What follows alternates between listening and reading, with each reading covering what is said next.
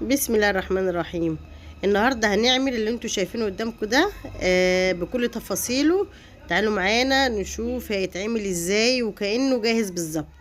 نصلي على الرسول كده عليه الصلاة والسلام ونقول بسم الله.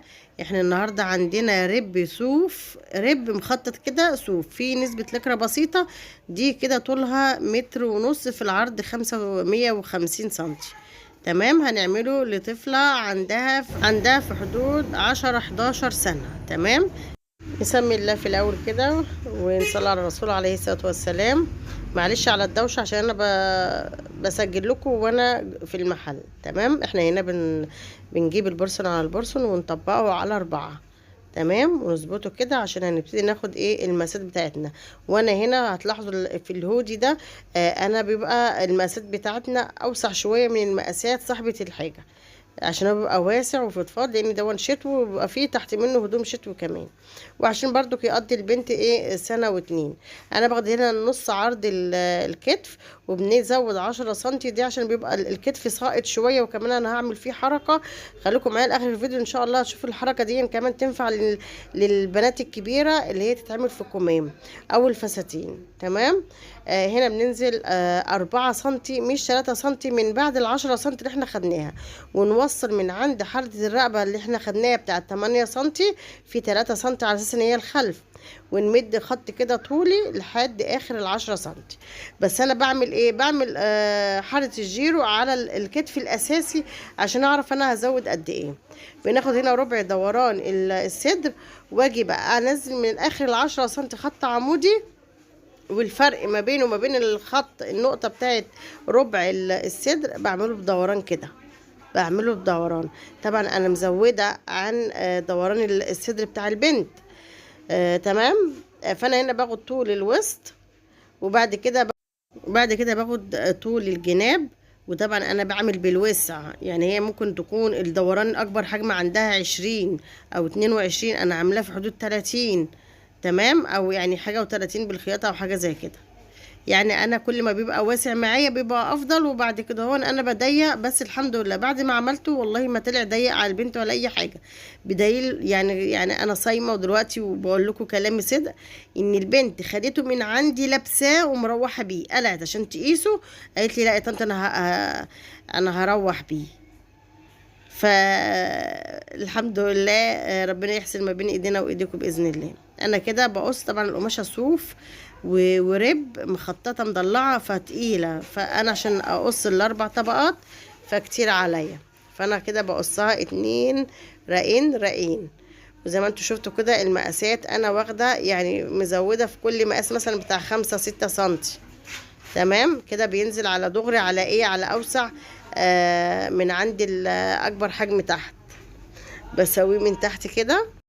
بالنسبه بقى للموديلات دي، التعديل الوحيد اللي انا بعمله هي حرة الرقبه بس. وطبعا انا هعمل زونت هنا، فانا بنزل كمان بتاع 6 سنتي 7 سنتي او 4 صوابع زي ما انتم ما شفتوا كده، واعمل الحردة الرقبه الاماميه.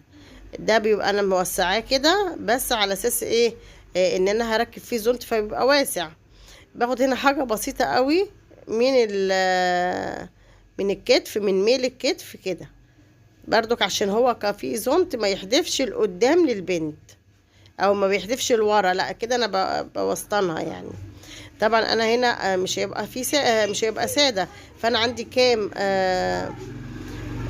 باتش، فانا هخير صاحبته، او انا هعمل بصراحة من نفسي. والحمد لله انا حطيت الكبير ده ودبسته، وكمان اول ما البنت قاسته روحت بيه فعجب مامتها. تمام، باقي القماشه بقى بعمل منها بعمل منها كمام. الكمام انا مزوده 10 سنتي في ميل الكتف، فانا هشوف الطول الكم بتاعها كان 56، فانا هشيل منه 10 يبقى 46. زي ما انتم ما شفتوا كده، اخد المقاس بتاعي انا كمان 46 دون بيبقى الكم كله بال10 سنتي، لكن انا كمان هزود عليه بتاع 5 سنتي بتاعت الاسوره، لان الهودي ده بيبقى مش بالظبط، لا بيبقى الكم طويل شويه، يبقى رامي شويه على الاسوره، لان مش هيتلبس السنه دي وبس.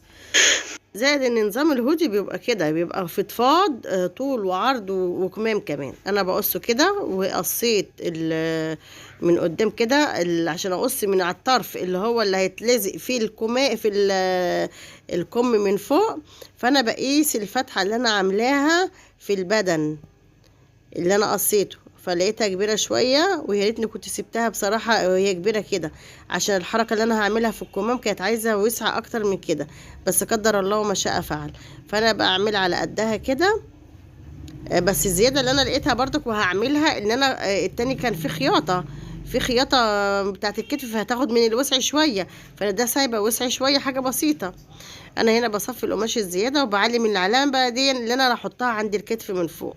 الباقي بقى هعمله ايه؟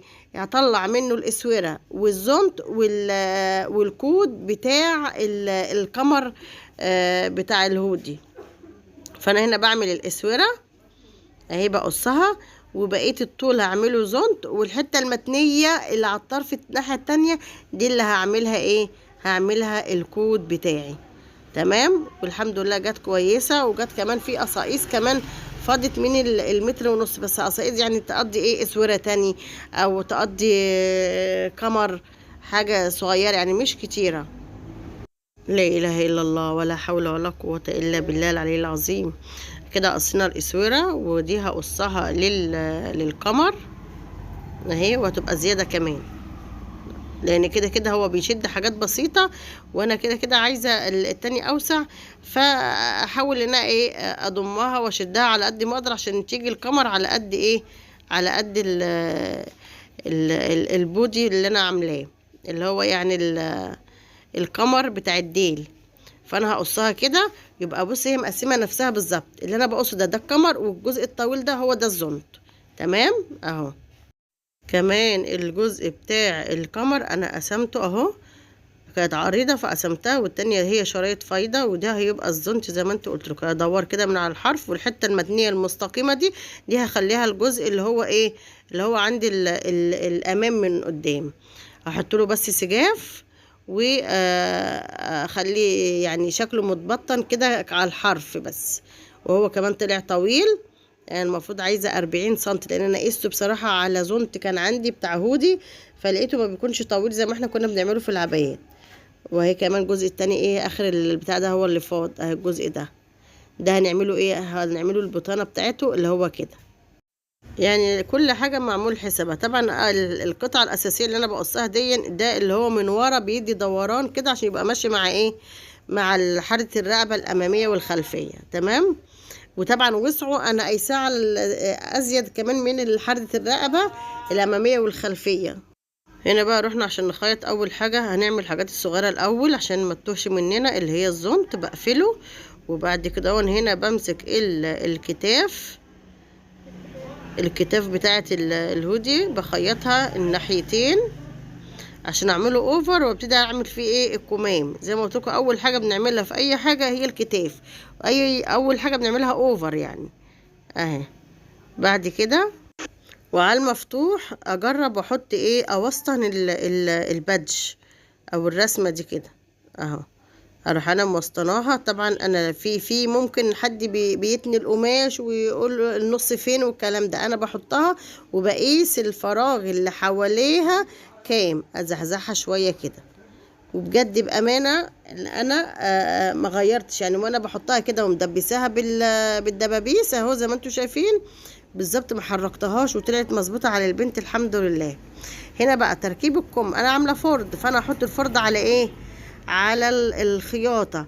اجي وانا بخيط الاقي في وسع شويه اهي، اكبر منها شويه شويه، فاروح انا ايه بعد ما ثبتها كده، اروح انا ايه، جات لي الفكره والله يا جماعه وقتي وانا بخيط، ما كانش معمول حسابها، بس طلع شكلها حلو، وشفتها فعلا على في موديل لانساتي كده، ان الكورنيه الكشكشه دي جايه في قماش ناشف برضو جامد، جايه مع ميل الكتف لتحت شويه اهو. عملت فيها كام كسره، واعمل الكم التاني، وبتدي شكل جميل جدا. بصوا بتدي شكل حلو قوي.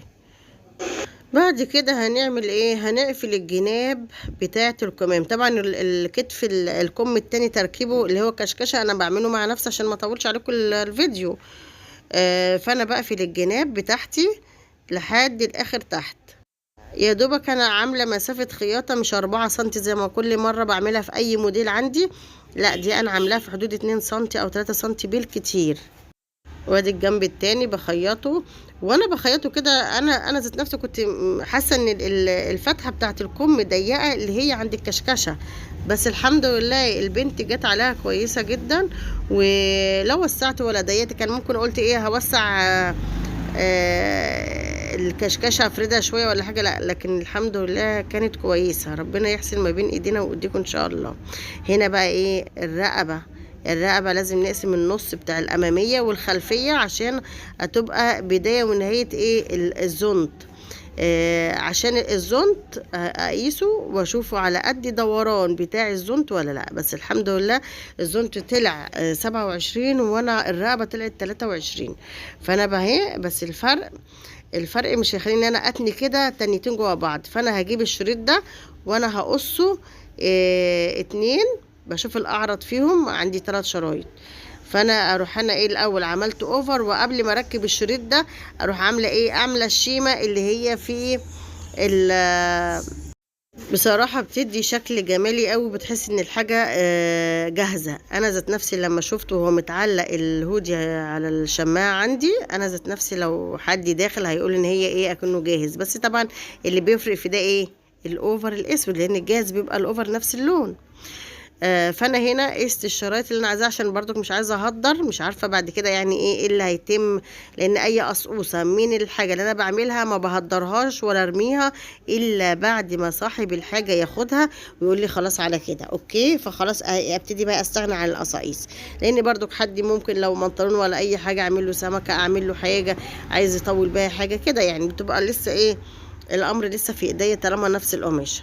طبعا انا قصيت الحته اللي كانت عريضه وخيطتها من على الطرف ده اللي هو هيبقى عند الخياطه كده زي ما انتم شايفين. بفرد الزياده بتاعت الخياطه دي واروح اخيط.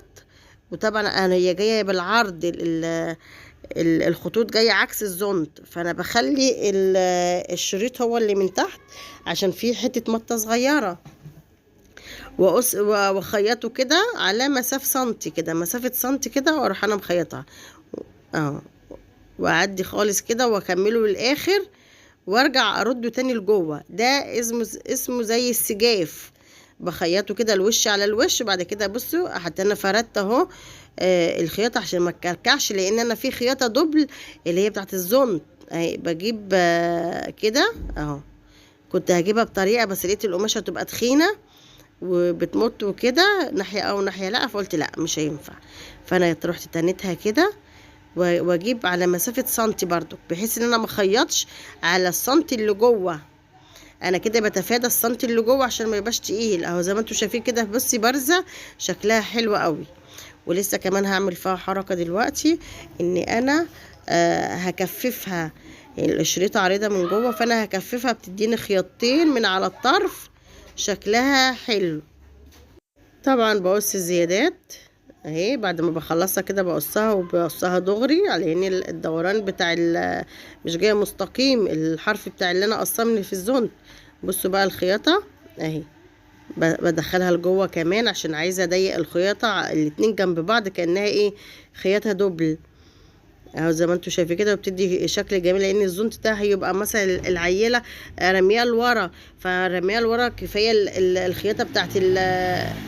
الخياطه بتاعت النص اللي هي السودة. لا انا مش عايزه اخلي كمان ان هي حاجه قريبه من الطرف تبقى باينه ان هي دي اوفر اسود. حبايبي اللي لسه بيتفرج علينا لحد دلوقتي ووصل للوقت دون في الفيديو، يا ريت يكتب لنا كومنت يقول لنا هل الفيديوهات بتاعتنا كويسه ولا لا، او هل بيستفيدوا ولا لا من الفيديوهات بتاعتي.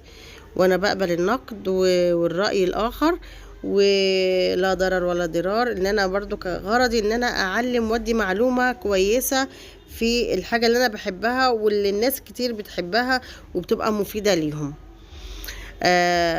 ان شاء الله باذن الله. يعني دلوقتي انا بحط بقى ايه العلامه اللي انا علمتها بالدبوس، بحط طرف الزونت كده واروح ممشياه، وبرده حطيت النص بتاع الزونت مع النص بتاع الحادة الرقبه الخلفيه، عشان انا ماشيه اشوف انا بسحب القماش ازاي، ما تجيش ناحيه بتبقى ملوحه ولا الكلام ده، لا دبسي الاول حاجتك وبعد كده هو ايه هتلاقي نفسك ماشيه مظبوط. اهو بصوا شلت الدبوس عشان يبقى انا ايه بالظبط النص على النص. اجي بقى اروح مدخله الزونت جوه كده عشان ما يلخبطنيش اهو، واروح ايه ممشيه القماش. دايما القماش الراقي، القماش اللي هو بيبقى على الكروشيه هو اللي بيسحب اكتر، عشان كده ايه انا تلاقيني ايه عاملاه بايديا وماسكاه عشان ما يشدش وما يسحبش معاها قوي. الاتنين جم على بعض كده اهو، هتلاقوا شكلها زي الجاهز بالظبط، الاتنين على بعض هو بزاويه. تمام كده خلصنا الزونت. هنيجي لايه للقمر. القمر هنخيط من الناحيتين. هو طبعا عادي ان هو يتخيط من الناحيتين، بس لو كان هي فيها خياطه واحده كانت تبقى افضل، بس عادي يعني في حاجات جاهزه بتتباع فيها الخياطه من كل جنب خياطه ماشيه مع خياطه الجنب اللي هي بتاعت الهودي اللي من فوق. بفرد الجزء اللي جوه ده الزياده اللي هو الخياطه السنتي، بفردها على بعض عشان ما تكلكعش، وبشدها كده. وعايزه تثبتيها بخياطه، عايزه مش عايزه تثبتيها وهتقدري تتمكني ان انت تدخليها جوه الهودي وانت بتخيطيه براحتك خالص. هنا بقى في حركه خلي بالكم منها وانا بزحزق القماشه تقيله وصوف، فالفرق ده ان انا عايزه اشده على قدها. اجي بقى احط خياطه الجنب مع الجنب كده. اهم حاجه ان انا لازم ادبسها بدبوس عشان ما تتزحزحش مني والخياطه ما تبقاش ماشيه مع الخياطه اللي فوق منها. اجي هنا ادبس الاول، انزل الابره تحت، وبعد كده ابتدي ايه هشد بقى اظبط الاول الكاميرا. وبصوا هتلاقوا ايديا اللي متداريه جنب المكنه دي من تحت، هتلاقيني بزحزح الايه ايد بتشد الكمر وايد بتزحزح الجزء التاني تحت. بصوا مكشكش شويه كده عشان يجي الاتنين على قد بعض، والحمد لله هي جت اهي. وهعمل برضو النص تاني. بصوا الكشكشه مديها شكل حلو برضو، لا جامده ولا خفيفه، وشكلها هيبقى يعني مناسب مع العيله ومع برضو القماشه، لان كل قماشه بيبقى لها طريقه خياطه معينه. تمام اهو بصوا بعد ما خلص شكلها جميل جدا اهو.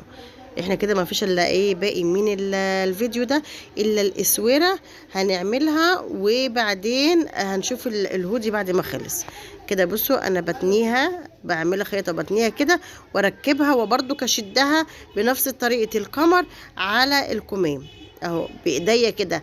ايه تشد بنخلي الخياطه على الخياطه كده بتاعت اللي هي خياطه الكم اللي من تحت، واروح مزحزحها بايد تحت اللي هي الطبقه الواسعه، واشد القمر بايديا كده لغايه لما ايه يبقى على قد، اجيب القمر على قد فتحه الكم.